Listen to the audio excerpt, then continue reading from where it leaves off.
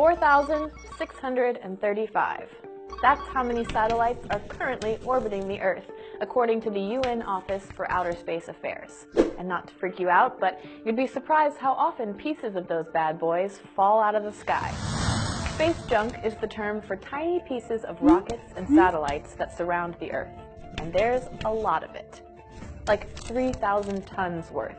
And they're all moving at speeds up to 17,500 miles per hour. Yikes. The good news is, most of these pieces are super small. But the bad news is an estimated 29,000 bits are larger than 10 centimeters in diameter, which is about the size of a baseball. And no one wants a 17,500 mile per hour baseball hurtling towards their head. So given its prevalence and size range, exactly how dangerous is space junk? For starters, debris could damage or destroy vital active satellites, since it can strike an object with the force of a hand grenade. This collision would create more space junk and potentially set off a chain reaction. This kind of thing has already happened. Returned pieces of the Hubble telescope show many orbital debris impacts. And in 2009, a defunct Russian satellite hit and destroyed a functioning US satellite, which added over 2,000 new pieces of debris to the reservoir of space junk. Even scarier, debris can make its way to Earth. In November of 2017, a piece of spacecraft fell to Earth over the province of Saskatchewan in Canada.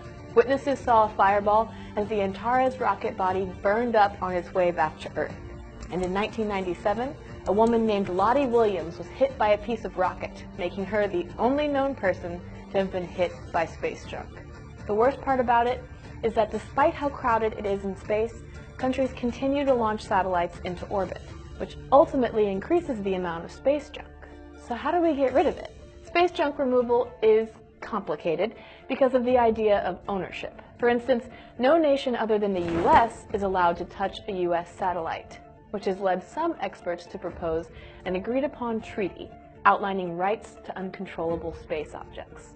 Luckily, the European Space Agency, or ESA, is leading the charge in space junk removal with mission ED-Orbit, which will target dead ESA-owned satellites in low orbit and capture them to be brought down to burn up in the atmosphere. But unfortunately, ED-Orbit isn't set to commence until 2023.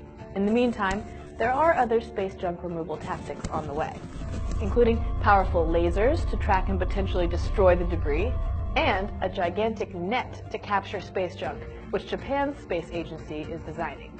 Until then, the next time you think, it's a bird, it's a plane, it might actually be space junk.